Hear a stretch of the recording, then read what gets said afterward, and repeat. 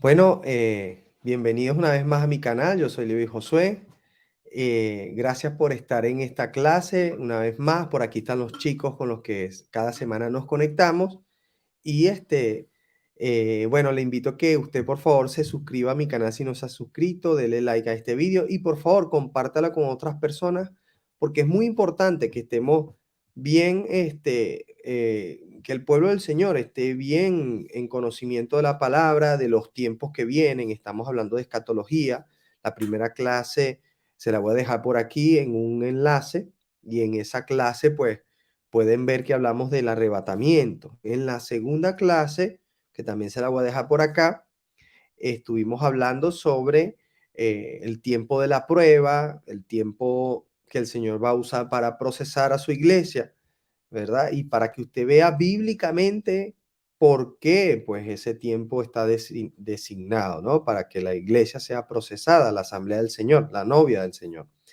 Y decía que, le contaba a los muchachos que es necesario que la iglesia esté apercibida, que aprendamos la profundidad del Señor y que la única manera de amarle es conocerle, ¿no? Y saber guardar sus escrituras, sus mandamientos, ¿no?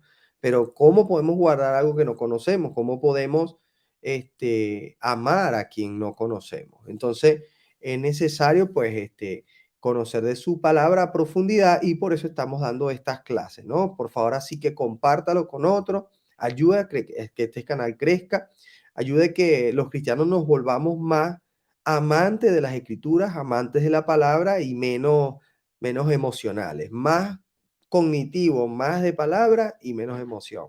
Así que a esos que ustedes le comparten mucha música, muchos enlaces de reflexiones, compártale esta palabra para que pueda aprender profundamente. Bueno, hoy es la clase número 3, les decía, y hoy vamos a hablar sobre, vamos a plantar una especie de base o un esqueleto, un armazón, donde vamos a través de esa base, pues, en las siguientes clases vamos a ir entendiendo cada parte de lo que es el Apocalipsis, ¿sí? El libro de las revelaciones, y algunos libros de los profetas, ¿no?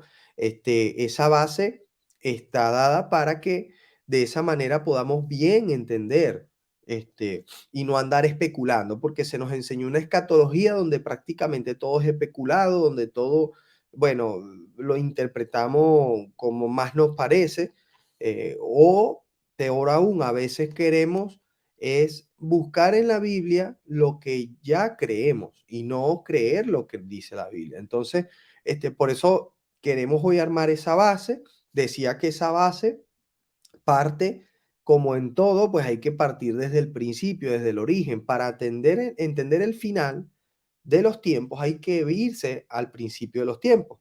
Entonces, dijimos que en el principio de los tiempos vamos a ver que se origina un conflicto que es el conflicto base del final de los tiempos, el conflicto que va a originar realmente, pues, todas estas cosas que se vienen en el fin de los tiempos, que ya estamos, bueno, empezando estos tiempos, ¿no? Bueno, vamos a compartir la palabra del Señor y vamos a ir primeramente a un versículo, a un verso que hemos durante bastante tiempo hemos compartido, hemos hablado incluso en el curso anterior, porque este es un nuevo curso de escatología, pero estuvimos hablando un curso anterior sobre teología restituida, que también te lo voy a dejar por acá para que puedas comenzar esa clase, conocer la identidad, quiénes somos verdaderamente, quién es nuestro Dios, por qué el Señor tuvo que venir a morir, etcétera. Todo eso lo puedes ver en ese curso, pero estábamos hablando un pasaje que es muy importante, que todo cristiano debe saber, porque el apóstol Pablo nos dice que de temporadas y tiempos no necesita hablarnos. Le decía a la iglesia que le escribió en ese momento, porque ellos estaban muy claros de los tiempos y la temporada. Sin embargo, nosotros, 2000 años después, los cristianos, no estamos claros en respecto a las temporadas. El mismo Señor también nos arroja señales, nos dicen, cuando vean todas estas cosas, pues vean que ya estoy a las puertas cerca, ¿no? También nos dice, si veis que allí está dicen que allí está el Cristo, no le creáis. Entonces, bueno, el Señor arroja evidencias de que tenemos que saber de las señales. Entonces, por eso vamos a ir a Génesis 1:14 para ese pasaje que les he dicho, que bastante lo hemos repetido. Y fíjense que el pasaje dice de la siguiente manera. Voy a compartirlo. Ahora sí, lo compartimos. Y dice así el pasaje. Y dijo luego Dios, haya lumbreras en la expansión de los cielos para separar el día de la noche y sirvan de señales para las estaciones, para días y para años. ¿Por qué me voy a este pasaje? Bueno, porque sencillamente, al igual que el curso de teología restituida, nosotros enseñamos sobre este pasaje, que es muy importante para poder entender a qué se refieren los evangelios, etcétera. En muchas oportunidades, pues en este caso también es necesario. Y la palabra del Señor nos enseña en el hebreo original, en Génesis, lo que verdaderamente dice allí es que él creó las lumbreras de los cielos para lo que se llama Moed o Boedín, que esta palabra es traducida como convocaciones establecidas, fechas establecidas, tiempos establecidos, ¿no? Si lo buscamos en el Strong, nos vamos a dar cuenta que son tiempos establecidos, fechas establecidas ya por el Eterno, ¿no? ¿Para qué? Para convocaciones, para convocarnos, para encontrarse con nosotros, ¿ves? Y que ha sido traducida así en el español, bueno, como si fueran las temporadas de invierno, primavera, verano, que no es para eso que el Señor estableció las lumbreras de los cielos. Entonces, ¿por qué empezamos por aquí? Bueno, porque es necesario entender que estamos en tiempo, ¿verdad? Voy a quitar este compartir de la pantalla para volver a recuperar aquí.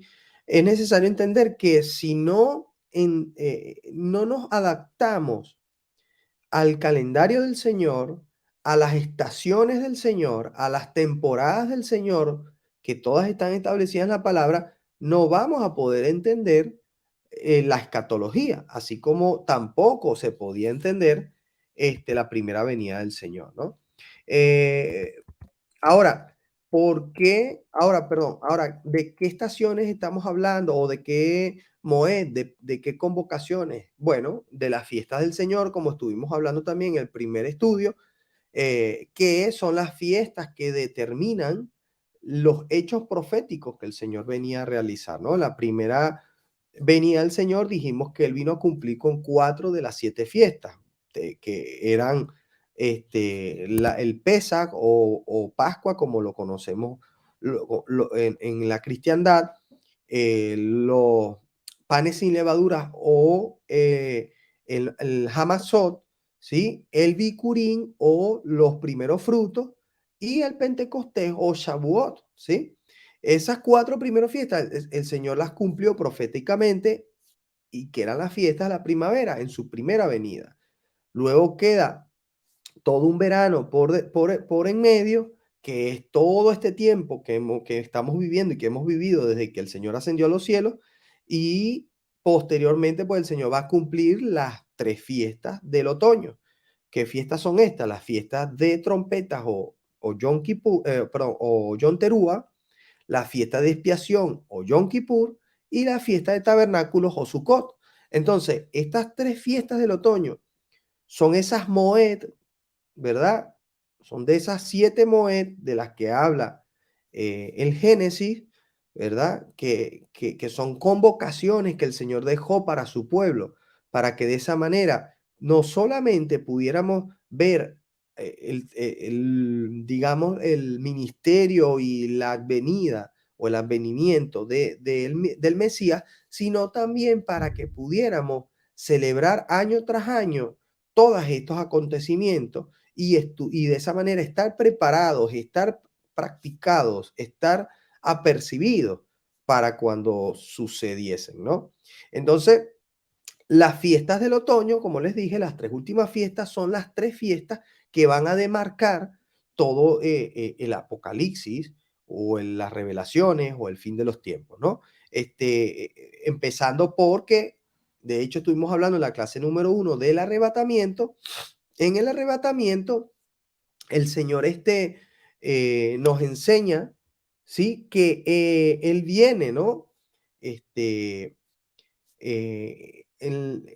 para cumplir lo que es la fiesta de trompeta o Yom Teruah, ¿sí? La fiesta de trompeta dijimos que era una fiesta que sucede en el día ni la hora que nadie sabe, por eso es que el Señor decía, yo vengo al día y la hora que nadie sabe.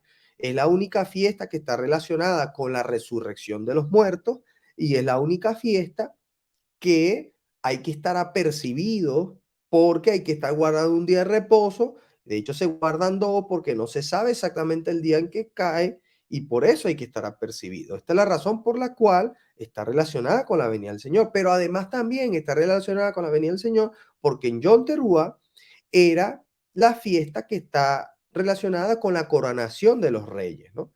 Luego venía, dijimos que después de eso, el arrebatamiento, ya hablamos de eso, venía la fiesta de expiación, donde está relacionada con las copas de la ira que el Señor va a arrojar sobre la tierra.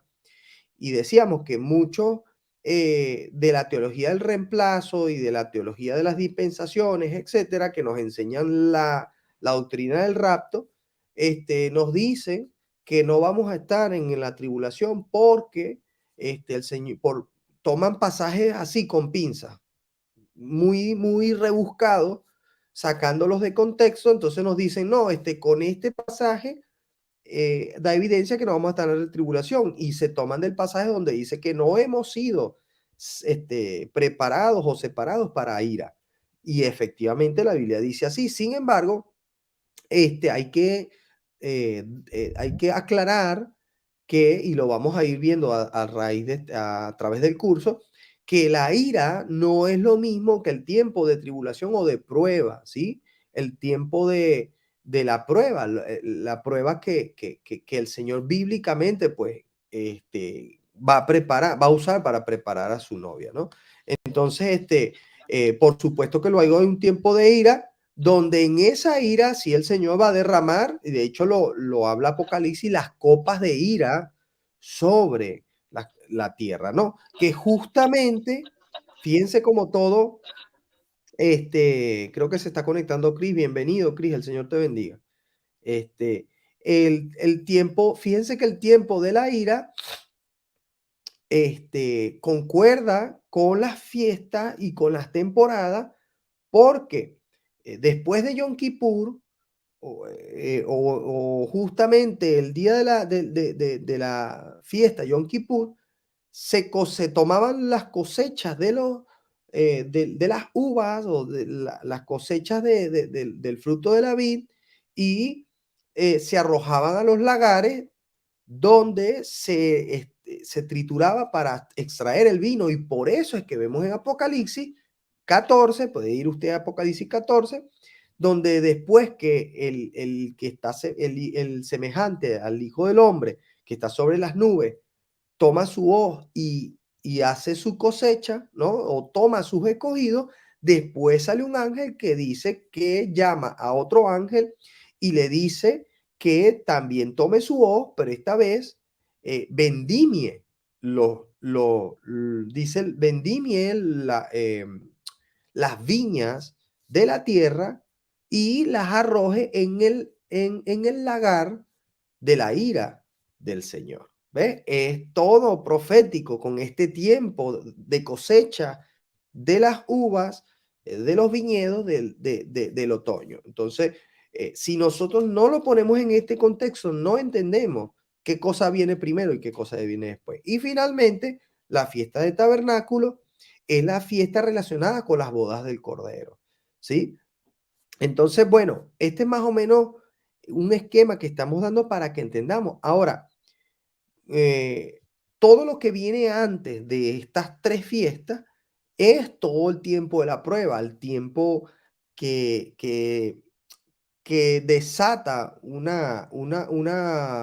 digamos, cantidad de acontecimientos, ¿sí? Y es el tiempo donde el Señor toma el único digno, ¿sí? El Cordero, el único digno, que no se encontró otro digno, de abrir los sellos. ¿Cuáles sellos? Los sellos del rollo. Ustedes imagínense un rollo, ¿verdad? que representa el título de la tierra o el título de la autoridad sobre la tierra, el cual el Señor retomó del enemigo porque el enemigo lo tenía, porque el hombre se lo había entregado en sus manos. Entonces, el Señor coge esos sellos.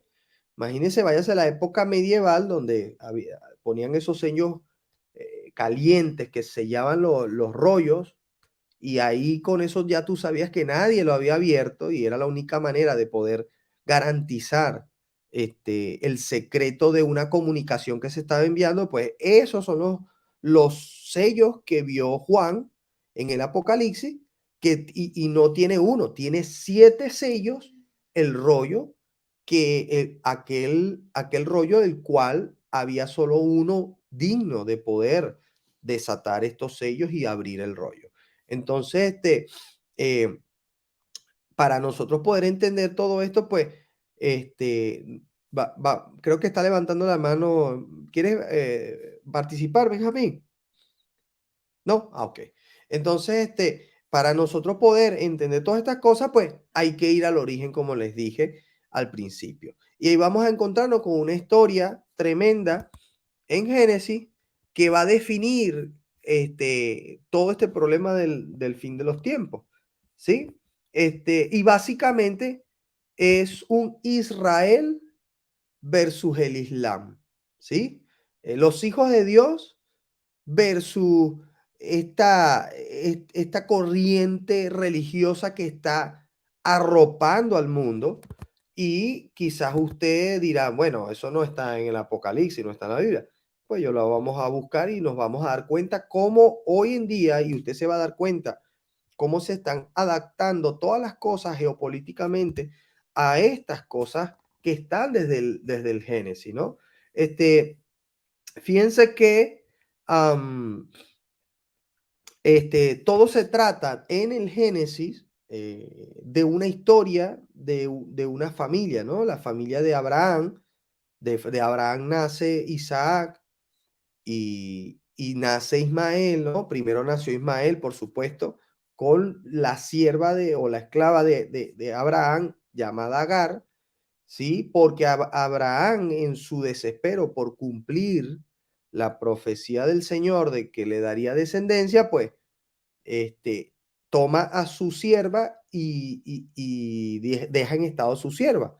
Sin embargo, el Señor le prometió que Él era el que iba a hacer realidad esa promesa y no Él en sus propios términos. Esto, por cierto, nos enseña, y aunque esto no es una predicación, pero nos enseña que a veces sí, que creemos en la promesa del Señor, pero queremos hacerla a nuestra manera, a nuestro modo. Y no es así, tenemos que saber esperar en la manera del Señor. Entonces, fíjate, tiene a Ismael y por otro lado tiene a Isaac.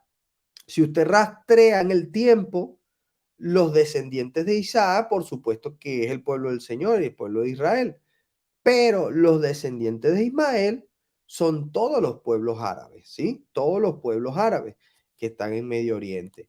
Ahora, esa historia se sigue complicando. Ellos, bueno, por supuesto que el tema de lo que era la heredad y la primogenitura era un tema muy importante y sigue siendo muy importante en estos tiempos, a tal punto que estas dos descendencias se odian, o se rechazan entre sí.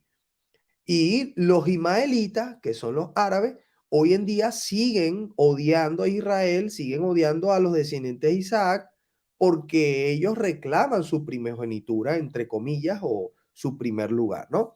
Entonces, pero posteriormente de Isaac nace Jacob, pero Jacob nace hermano gemelo de Esaú.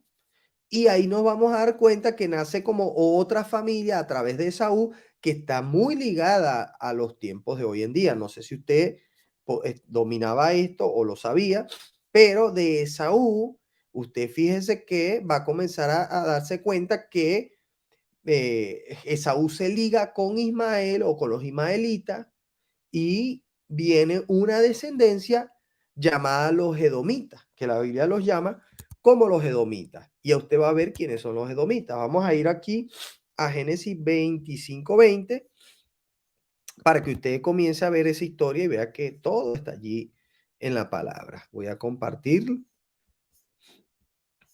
Dice, y era Isaac de 40 años cuando tomó por mujer a Rebeca, hija de Betuel, arameo de Padán Aram, hermana de Labán arameo. Entonces dice luego el 22, y los hijos luchaban dentro de ella. Y dijo, si es así, ¿para qué vivo yo? Y fue a consultar a Jehová. Dice el 23, y le respondió Jehová, dos naciones hay en tu seno, y dos pueblos serán divididos desde tus entrañas. El un pueblo será más fuerte que el otro pueblo, y el mayor servirá al menor. Fíjense ustedes qué importante este pasaje, porque ya aquí nos está profetizando este, cómo va a ser estas, digamos que se va a desencadenar toda la historia, ¿no? Nos aclara que hay dos naciones, no dice no dos niños, dice dos naciones en su seno y dos pueblos divididos, o sea, ya con odios, ¿no? Con división, y que además nos aclara que uno será más fuerte que el otro y nos arroja más claridad diciéndonos que será el mayor quien servirá al menor. Si nos damos cuenta, pues de ellos, de esta historia, nos vamos a dar cuenta que nacen Esaú y Jacob, ¿sí? El mayor fue Esaú, quien salió primero, y el menor fue Jacob, quien salió asido de la pierna de Esaú, ¿no? Entonces, luego nos vamos a dar cuenta más adelante que hubo bastante rivalidad entre estos dos hermanos, y que producto de esta rivalidad, pues Jacob un día se hace pasar por su hermano Esaú para que su padre lo bendiga, ¿no? Su padre ya ciego, bastante mayor, y Jacob se pone pieles en su cuerpo para hacerse pasar por Esaú, que era velludo, pero todo fue producto de un pacto que hizo Esaú con Jacob, donde Esaú le vendió la primogenitura a Jacob por un plato de lentejas. Entonces, esto hizo que legalmente, pues, aunque no fuera la manera correcta, legalmente, y Jacob le perteneciera esa primogenitura que desechó Esaú. Entonces, bueno, sin ahondar mucho en esa historia, usted puede buscarla ahí en Génesis y darse cuenta, bueno, luego pasaron muchas cosas, pero usted se va a dar cuenta que de ellos venían lo que eran los edomitas, de Esaú, ¿sí? Y de Jacob, por supuesto, viene Israel, ¿no? Que Jacob es Israel, vienen las 12 tribus de Israel. Ahora, ¿sobre qué va la pelea? Bueno, la pelea sigue siendo sobre primogenitura. Esaú, muchos años después, sigue reclamando que él fue el primero, que él fue el mayor, y que por eso, pues, a él le corresponde la primogenitura. Eh, y fíjense que hoy en día, pues, podemos rastrear perfectamente quiénes son esta gente porque los edomitas eran los que hoy conocemos o los que fueron conocidos posteriormente como los filisteos, que hoy es conocido como los palestinos.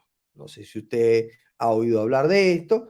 De hecho, no añadí una lectura que olvidé añadir, pero hay una profecía en Jeremías donde el Señor le dice a Israel, a Judá, al reino de Judá, que habitaría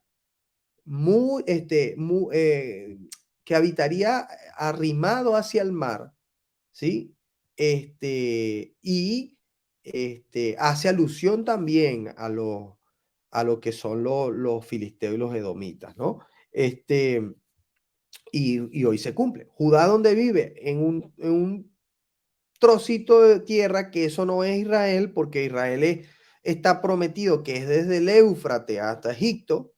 Eso es, bueno, todo, prácticamente todo el Sinar y parte de Arabia, todo eso es lo que está prometido al Israel de los últimos tiempos. Pero Israel, lo que vemos hoy en día es un trocito que está ahí al lado del mar Mediterráneo. Entonces se cumple esta profecía donde Judá, y además sabemos que los que están allí es la casa de Judá, mayoritariamente, ¿no? No las tribus perdidas de Israel.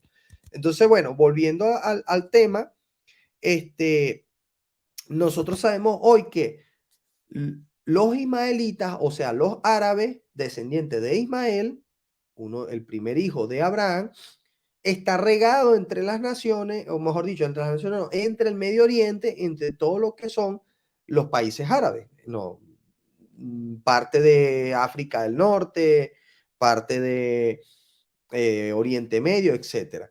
Pero los descendientes de Esaú, que fue el hermano de Jacob, ¿sí? Hijos de Isaac, vienen siendo nietos de Abraham.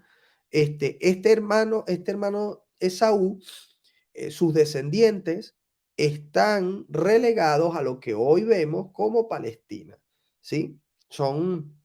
Los podemos rastrear hasta ellos. De hecho, se cumplen ellos un montón de profecías, y incluyendo la de este versículo que acabamos de leer, que el hermano mayor serviría al hermano menor, ¿no? Entonces ahí vemos esa pelea. Ahora, esta pelea, pues, es porque es por imponerse como el primogénito, imponerse como el heredero oficial de las tierras de Abraham. De hecho, si nosotros vemos hoy en día el monte del templo, ¿sí? Es un sitio que reclaman tanto judíos como árabes.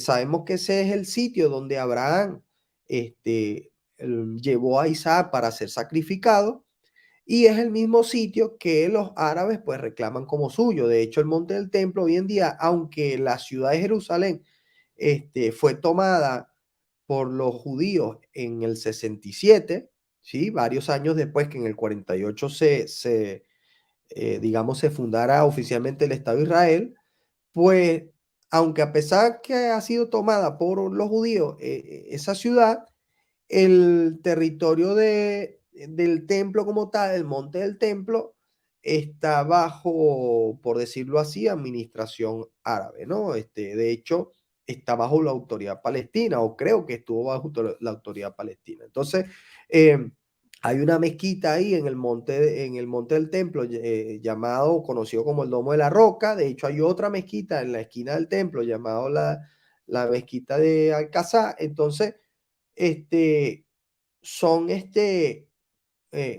digamos, sitios súper conflictivos. De hecho, cada tanto se arma una trifulca allí, y de hecho está allí el Muro de los Lamentos. Entonces es un sitio tan importante para los judíos como para los árabes. Van los árabes a las mezquitas a rezar cada día o a orar, etcétera, y también lo hacen los judíos que van al Muro de los Lamentos, ¿sí? O al Cótel a orar allí también. Entonces, bueno, imagínense cómo nos viene persiguiendo esa historia desde Génesis. Si usted ve a través del peregrinaje, incluso de Israel, a través del desierto, usted se va a dar cuenta que,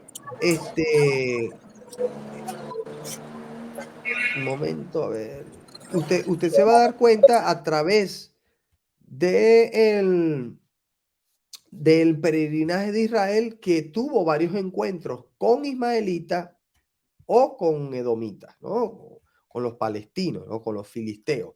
Entonces, hay mucha historia, y que el sol de hoy siguen estando,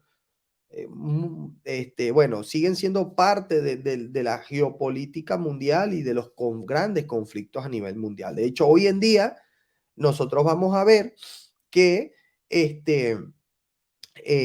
hoy en día vamos a ver que lo que es los palestinos o los filisteos o los edomitas, están relegados mayoritariamente a lo que llaman la Franja de Gaza. No sé si usted sabe dónde queda la Franja de Gaza.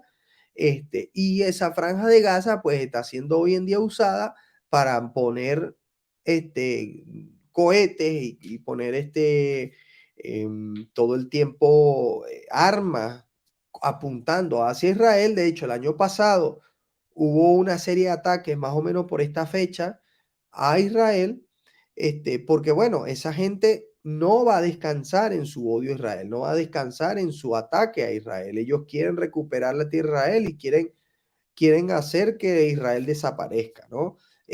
Pero también por el norte, Israel está, sí, está también siendo muchas veces atacado por otra corriente islámica que es la corriente, que es lo que es el grupo de Hamas, perdón, de Hamas no, de Hamas estuvo aquí, está aquí en la Franja de Gaza, lo que es el grupo de Hezbollah, que a su vez está financiado por Irán. Ambos grupos están financiados por Irán, quien mantiene una guerra constante contra Israel, una guerra no directa, no convencional, no abierta, pero sí una guerra donde ellos son los que financian esos grupos, ¿no?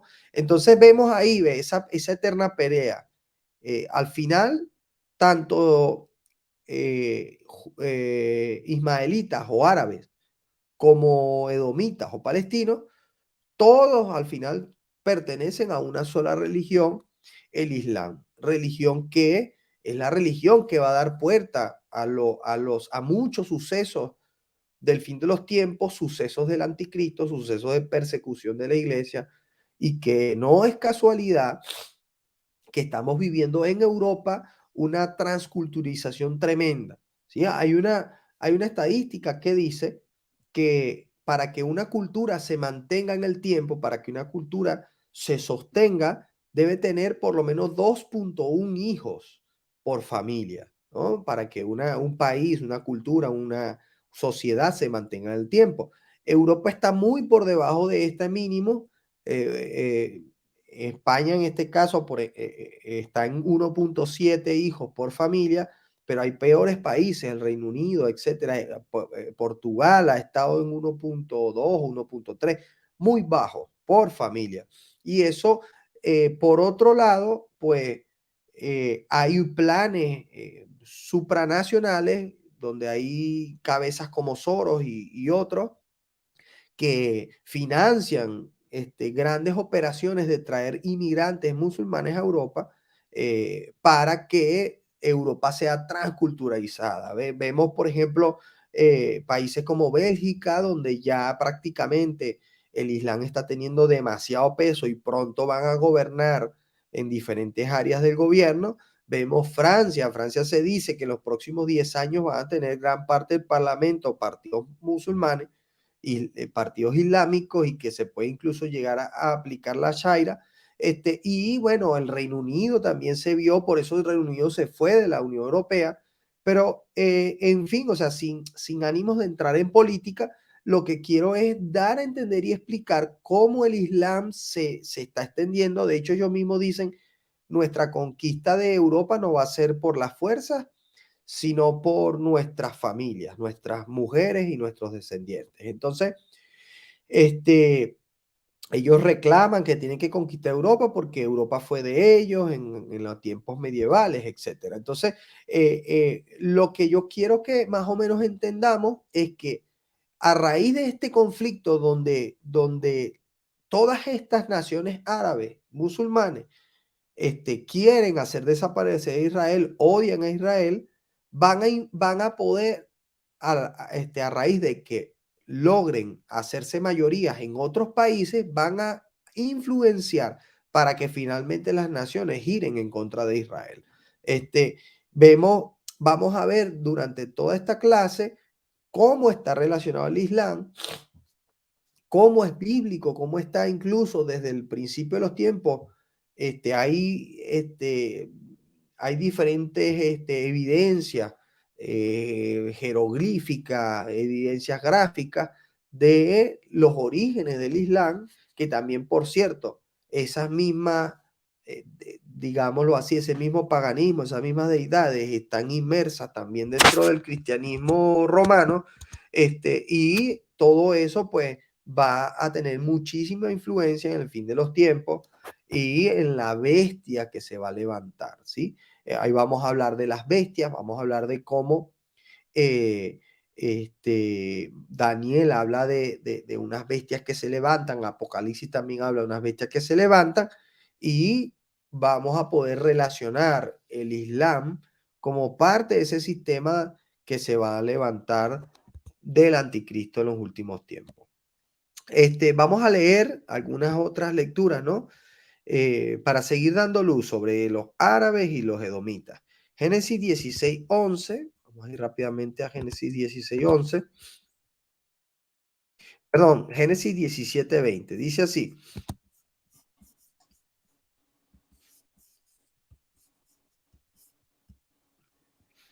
dice, y en cuanto a Ismael, también te he oído. He aquí que le bendeciré y le haré fructificar y multiplicar mucho en gran manera.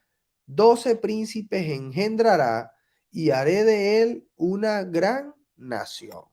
Fíjense cómo aquí dice que le multiplicará y le hará fructificar. Mira el Señor, aún así, siendo misericordioso con los ismaelitas, siendo misericordioso con la descendencia de Ismael. Y le dice, lo haré multiplicar en gran manera y será una gran nación. Entonces, ya aquí el Señor está profetizando, perdón, de los árabes, ¿no? Que están regados por todo Medio Oriente, ¿no?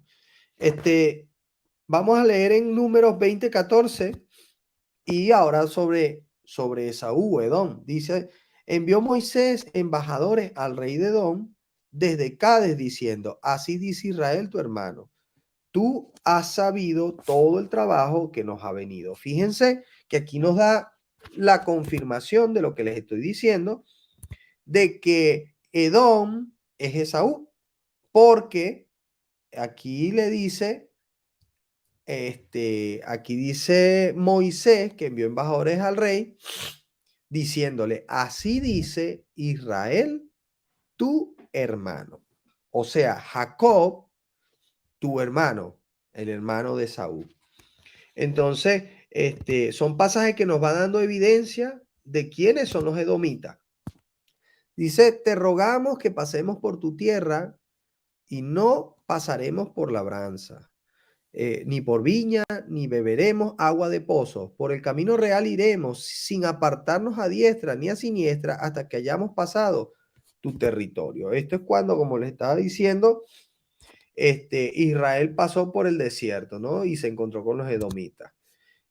Ahora otro pasaje acerca de Edom, Jeremías 49:7, dice así, acerca de Edom así ha dicho Jehová de los ejércitos, no hay más sabiduría en Temán, se ha acabado el consejo en los sabios, se corrompió su sabiduría. Y el otro versículo dice, el 8, huid, volveos atrás, habitad en lugares profundos, oh moradores de Dedán, porque el quebrantamiento de Saúl traeré sobre él en el tiempo en que lo castigue.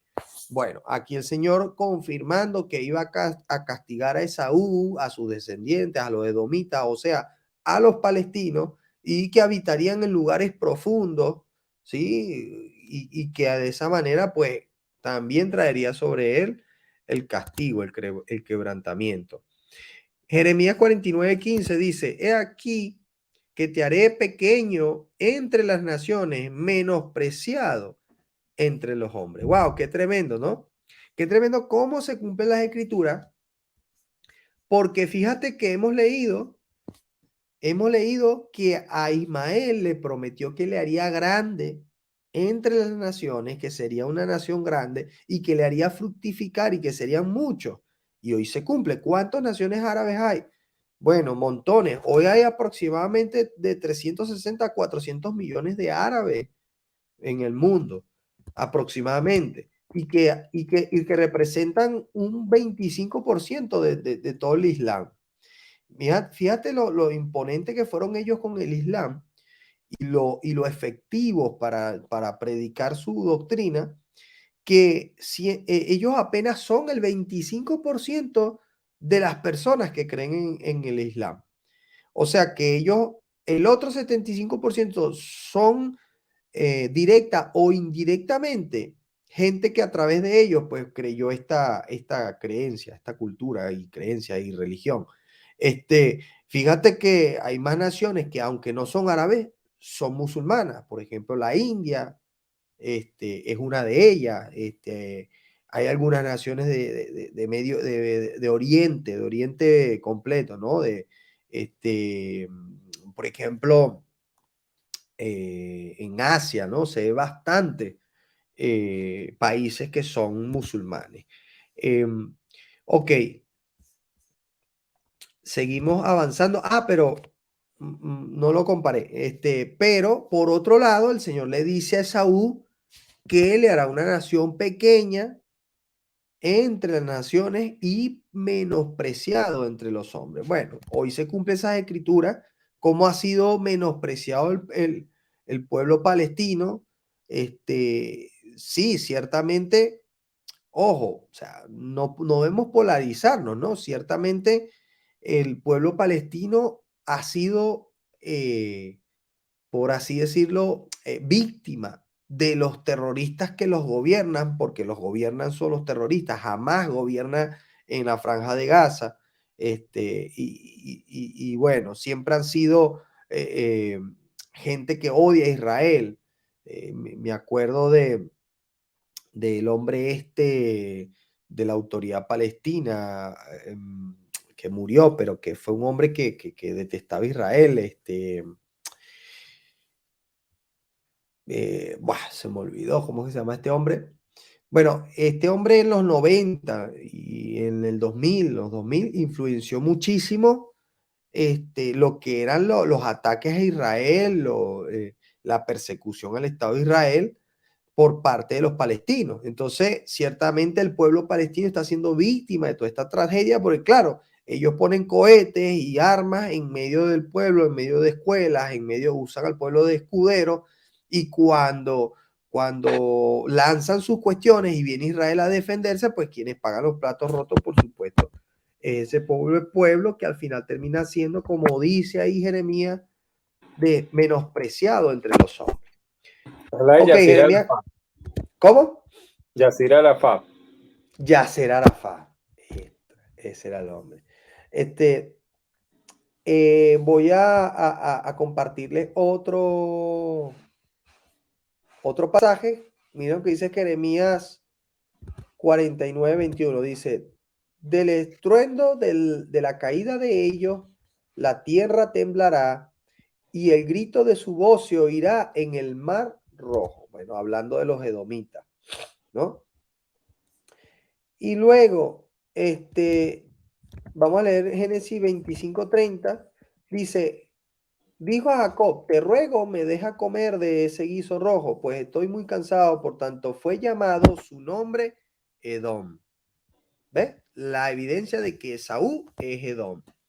Entonces, estos pasajes que estoy leyendo, este es el último pasaje que tengo digamos, por hoy, porque quería como armarles ese esquema de lo que vamos a estar hablando y ustedes se van a dar cuenta cómo todo encaja a la perfección, como que arroja más luz a la escatología, el contextualizarnos alrededor de este conflicto, porque justamente pues hoy estamos viendo un mundo que prácticamente gira en torno a Medio Oriente, ¿no? Prácticamente gira en torno a este conflicto.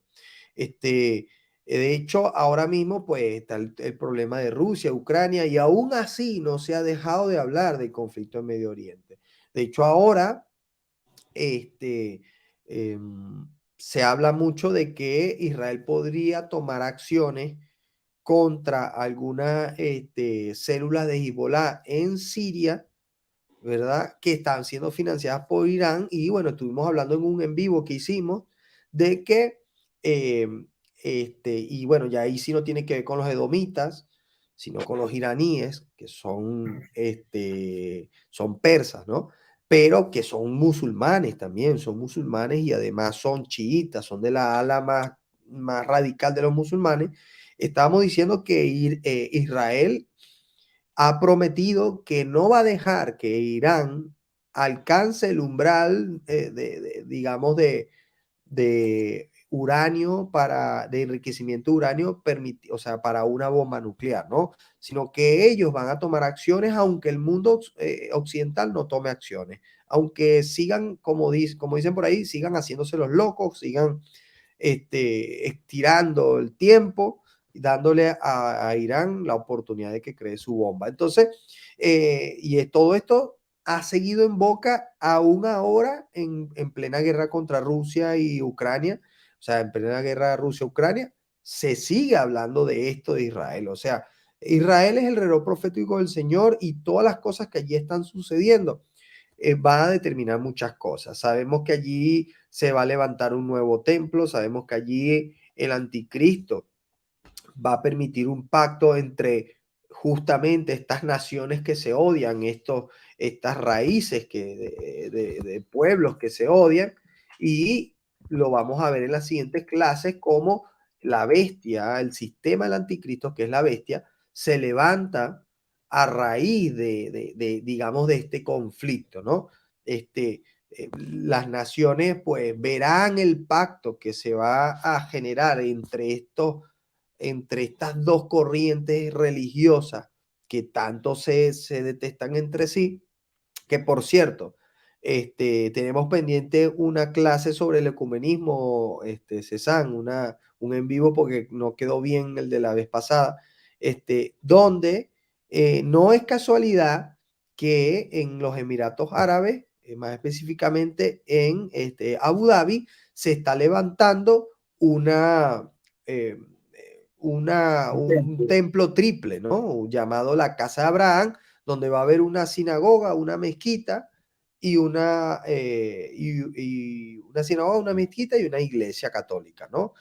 Donde van a estar las tres religiones más grandes del mundo unidas, ¿sí? En amor, en comprensión, en tolerancia, ya sabes, toda esta onda progre de todo esto, de todo este tiempo, ¿no? Entonces, eso es parte de los últimos tiempos, eso es lo que llamamos la gran ramera con la cual han fornicado todos los reyes de la tierra. Ya hablaremos de ello también, que está en Apocalipsis, y nos daremos cuenta cómo cada pieza va encajando. Decir algunos comentarios más, por ejemplo, que lo que los árabes en este caso, ya no los palestinos específicamente, sino los árabes en general, realmente persiguen, ¿sí? Sobre todo la corriente más radical del Islam, lo que persiguen es un califato, lo que ellos quieren es que Medio Oriente sea un califato poderoso, como ellos siempre lo han soñado. De hecho, el Islam, entre sus profecías en el Corán, esperan también a un profeta, ¿no? Que Es el califato. unifique y que represente al califato, exactamente. Entonces, ahí es donde nosotros vamos a ir juntando todas las piezas y nos vamos a dar cuenta de por qué entonces dos corrientes que se odian tanto al final van a lograr hacer un pacto. Porque unos van a pensar que es el Mesías y los otros van a pensar que es el califa, que están, el, el hombre que El están califato. esperando. Sí, entonces, todas estas cosas son como el esqueleto del Apocalipsis. Las fiestas, lo que hemos dicho de esta historia entre Ismael e Isaac, Jacob, Esaú, la geopolítica hoy mundial en torno al Medio Oriente. ¿Sí? Hay muchas profecías que giran en torno a esto, ¿no? Es el mundo conocido de ese momento en el que se escribió el Apocalipsis. El Apocalipsis no está escrito para Estados Unidos. Entonces decíamos que el Apocalipsis no fue escrito o estas profecías no fueron escritas ni para Estados Unidos, ni para países occidentales, ni para Latinoamérica, no fueron escritos, que por muchos años incluso en la teología, trataban de meter a Estados Unidos sí o sí en la profecía. Querían meter, no, ¿dónde estamos nosotros? No, esto no se trata de...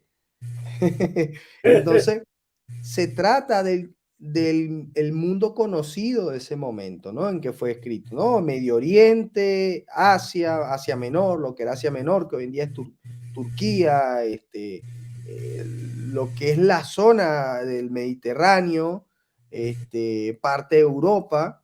Entonces, en torno a toda esa zona es el contexto de lo que va a suceder en los últimos tiempos, donde se va a levantar la bestia. De hecho, lo vamos a ver más adelante. Este, en otras clases vamos a ver cómo esa bestia claramente es de esa zona porque hace alusión a bestias anteriores que estuvieron en esa zona, hablando de imperios, ¿no? Porque bestias son, digamos, imperios. Entonces, nos vamos a dar cuenta que efectivamente, pues, todo este contexto de todos estos países y estas zonas de Medio Oriente son las que aplican a lo que es a la escatología. Pues. Creo que creo que César quería compartir algo. Vamos a aprovechar de que ya vamos a cerrar la clase y que quisiéramos escuchar lo que César tiene para compartir. Y si alguien tiene también en este momento algo que preguntar, lo podemos aprovechar de dejar aquí grabado. Si Naive tiene alguna pregunta, si Benjamín tiene alguna pregunta, etcétera. César, compártenos lo que nos ibas a decir. Ok, bueno, partiendo de los enemigos del Señor, tú sabes, en el Salmo 83 dice, han dicho, venid y destruyámoslos para que no sean nación y no haya más memoria del nombre de Israel, porque se confabulan de corazón a una contra ti, han hecho alianza, los enemigos. Quieren borrar a Israel para borrar el hecho de que Dios existe. Es Sí, tremendo el nivel de maldad. Las tiendas de los edomitas y de los ismaelitas, Moab y los agarenos, Jebal, Amón y Amalek, los filisteos y los habitantes de Tiro. También el asirio se ha juntado con ellos. Qué casualidad, el asirio que ahorita está ayudando a Rusia. Sirven de ujú, brazo a los hijos de Lot. Hazle como a Madián, como a Sisará, como a Javín en el arroyo de Sison, que perecieron en Endor. Fueron hechos como estiércol para la tierra. Pon a sus capitanes como a Oreb y a Seb, como a Sebab y a Salmuná y a todos sus príncipes. Entonces ahí tú estás viendo todos los enemigos del Señor y del pueblo de Israel. Entonces, escuchándote, cuando escuchaba en Jeremías 8, 49, 8, oí, volveos atrás, habitantes, habitad en lugares profundos, oh moradores de ujú, Dan, porque el quebrantamiento de Saúl traeré sobre él en el tiempo en que los castigué. Lo, lo, lo uní, se me vino de una vez el capítulo de Apocalipsis 9, donde habla que el quinto ángel tocó la trompeta y vio una estrella que cayó del cielo y la tierra. Y se le dio la llave del pozo del abismo y abrió el pozo del abismo y subió humo del pozo como humo de un gran horno y se oscureció el sol y el aire por el humo del pozo.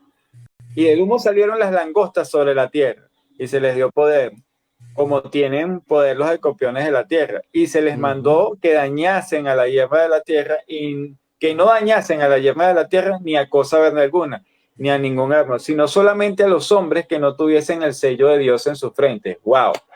Eso, mm, o sea, es probable que sean personas como las que salen en Jueces cuando están los madianitas detrás de los sembradíos del pueblo de Israel en el tiempo de Gedeón, que es ujú, Jueces 6. Por ejemplo, dice así, pues sucedía que cuando Israel había sembrado, subían los madianitas y amalecitas y los hijos del oriente contra ellos, subían y los atacaban. ¿Y cómo estaban actuando? ¿Qué es lo que comen los sembradíos dentro de los animales? Las langostas. Y en ujú, Apocalipsis, las langostas fueron sueltas las langostas a matar a los mm, hombres.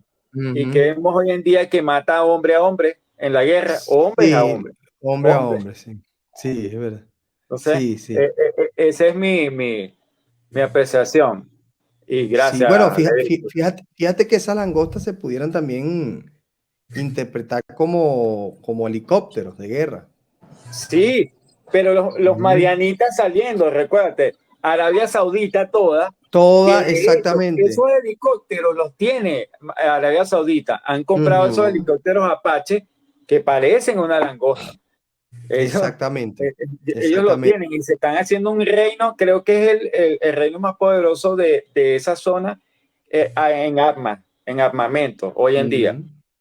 Ahora, fíjate que también comentábamos que para dar cumplimiento también a esa palabra, pues no es casualidad que jamás, que son los que gobiernan, esos son los que gobiernan ahí en Palestina. Perdón, bueno, sí, eso es parte de Palestina, que es la Franja de Gaza. No es casualidad que esa gente se la pasa en túneles. De De hecho, que pasapalo. Israel ha tenido que descubrir y destruir varios túneles por los que metían artillería, misiles, municiones, etcétera. Y dice Israel, lo he visto varias veces, que dicen que por cada un túnel que ellos descubren, dicen que calculan que tendrán por lo menos 10 más por cada uno que descubren. Y que, y que además que también a través de esos túneles han logrado penetrar territorio israelí. Pues tú sabes que ahí hay un muro gigantesco en la Franja de Gaza. Entonces la manera que ellos logran pasar a Israel y hacer daño es a través de esos túneles. Esa gente vive en túneles. De hecho, cuando hubo el bombardeo el año pasado, donde primero Gaza, o sea, Hamas bombardeó a Israel y Israel se defendió, toda esa gente se escondió, fue en túneles. Entonces, ahí se da cumplimiento de esa parte de las escrituras donde el Señor pues relega a Esaú a vivir en túneles, a vivir en lugares profundos. ¿Alguien más tiene alguna duda o quizás algún comentario? O les quería preguntar, ¿ustedes sabían de que el conflicto de hoy en día tiene su origen en Ismael, Esaú, Jacob e Isaac? Hermano Benjamín sí lo sabía. Por ejemplo, Naibé, por ejemplo, ¿tú lo sabías, Naibé? Tenían esa, ¿no? Más o menos, más o menos. Qué bien. Bueno, ese es el origen del conflicto del pueblo de Dios contra los árabes, Ismael primero, Isaac Ismael, y luego Esaú, Jacob, que Esaú al final también se ligó con los ismaelitas. ¿Alguien más tiene Y alguna no, duda? en raíces hebreas se explica Ujú, mucho más eso, mi hermano Levi, ¿cómo se ujú, llama? Pero en las iglesias eso es un tema tabú. Eso mm, no se toca, Tristemente. no se toca para nada. tristemente. Hay una conspiración de silencio respecto a eso. Bueno, Yo explico. Ajá. fíjate que a pesar de que tienes razón, a pesar de que es verdad, es así, prácticamente no se habla de eso. Yo tuve la dicha, por así decirlo, de que sí, hace muchos años sí sabía esta historia. Ah, bueno. Eso sí lo sabía de antes. Pero es por lo que te decía antes, si tú amas estudiar la palabra del Señor, porque amas al Señor, pues descubres cosas. Y eso sí, el lío árabe-israelí, desde muy pequeño. De hecho, mi papá fue el que como que me guió en que aprendiera de ese conflicto. Entonces, me enseñó, mira, cuando Ismael nació primero, luego Isaac, entonces tuvo esa cuestión y de ahí vienen los árabes y de ahí vienen los judíos, me decía mi papá. Todo Entonces, parte de la desobediencia, chico. Qué broma, ajá, sí, una broma. sí, así es, así es. Hermano, ¿tienes alguna pregunta, alguna duda antes de cerrar la clase? Es que no recuerdo cómo se llama el hermano que está ahí con el móvil. Ah, Eh, Marcos, Marcos, Ajá, Marco, ¿tienes alguna duda? Está bien, ¿no? Todo bien. Qué bien.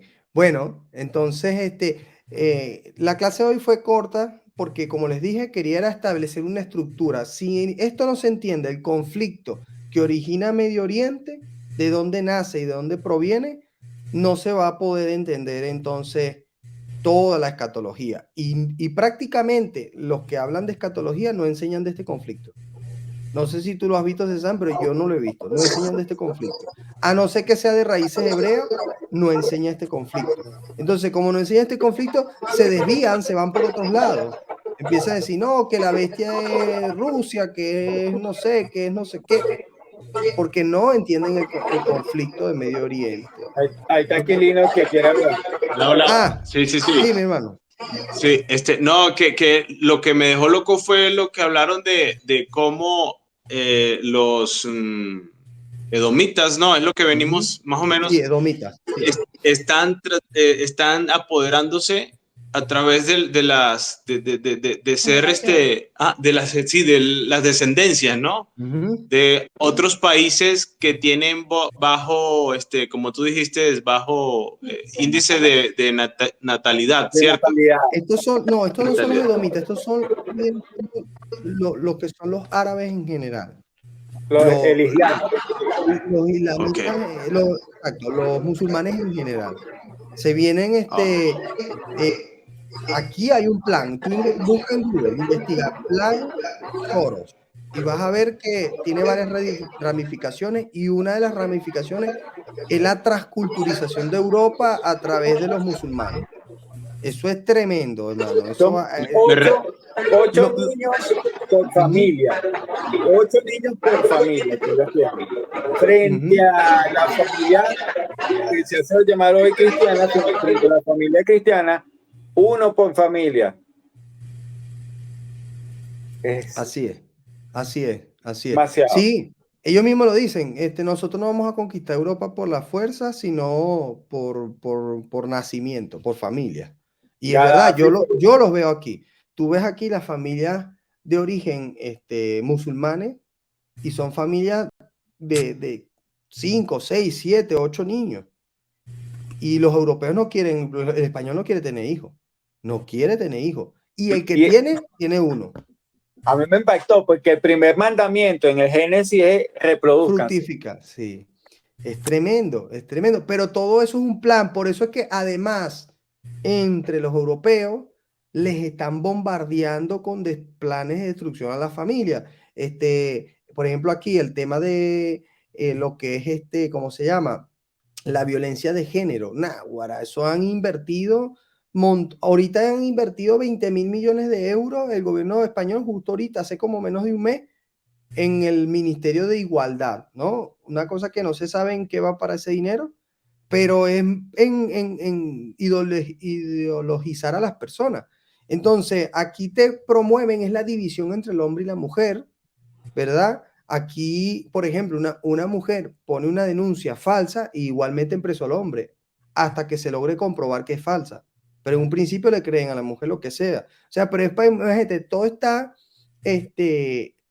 centrado en que se ataque la familia, se destruye la familia, se promueve demasiado lo que es la ideología de género, se promueve demasiado lo que es el aborto, todo, y detrás de todo eso te vas a encontrar la Fundación Soros, la Open Society Foundation. Búsquenla ahí en Google para que ustedes vean. Detrás de Soros está la inmigración a través de Open Arms. Detrás de Soros está lo que es el cambio climático a través de Greenpeace. Investiguen quién es Greenpeace. Cuando ustedes les hagan propaganda de Greenpeace, ustedes saben que eso es de Soros. A través de Soros está lo que son las donaciones a las fundaciones LGTBI y detrás de Soros está esta más grande que estaba en Estados Unidos y está aquí también en Europa, de aborto. ¿Cómo es que se llama? Se llama Planet Parenthood. Planet Parenthood, algo así, o Parenthood, Planet Parenthood, una cosa así. Bueno, imagínense esas 4 ramas de las más fuertes que tiene ese hombre detrás de aquí Europa, porque él es parte del sistema del anticristo. De hecho, Soros está detrás de Ucrania.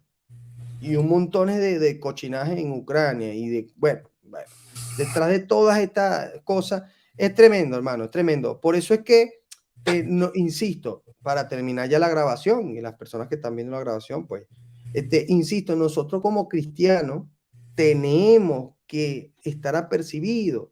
Ya basta de estar perdiendo el tiempo en tonterías, basta de andar perdiendo el tiempo. Un cristiano tiene que aprender la palabra, aprender de los tiempos en los que estamos y aprender de cómo se van a dar todas las cosas en la geopolítica mundial. Porque si no, estamos ponchados. Nos va a coger esos tiempos y vamos a estar desapercibidos como ladrón en la noche. Nos va a coger, como dice la palabra. Y recuerden que la Biblia dice que Él viene como ladrón en la noche para aquellos que están en tinieblas, mas no para los que están en luz. Entonces, bueno, les dejo, digamos, esta enseñanza, la vamos a dejar hasta aquí el día de hoy. Espero que les haya gustado. Si no se ha suscrito, por favor, suscríbase. Por favor, ayúdenos. De verdad, le pido, ayúdenos a compartir estos vídeos. No queremos ser rockstar ni ser famosos. Lo que queremos es que este mensaje, que muy poco lo están dando, llegue a muchas personas y abra los ojos de las personas. Si quieren, dejen sus comentarios por acá y trataremos de responderles. Y por favor, les vamos a dejar también el enlace de la clase por si usted quiere entrar con nosotros y compartir en vivo aquí en la clase. Seguimos la semana que viene, ahí vamos a empezar a hablar ya cronológicamente los sucesos, vamos a empezar a hablar de los sellos, que se desata tras cada sello.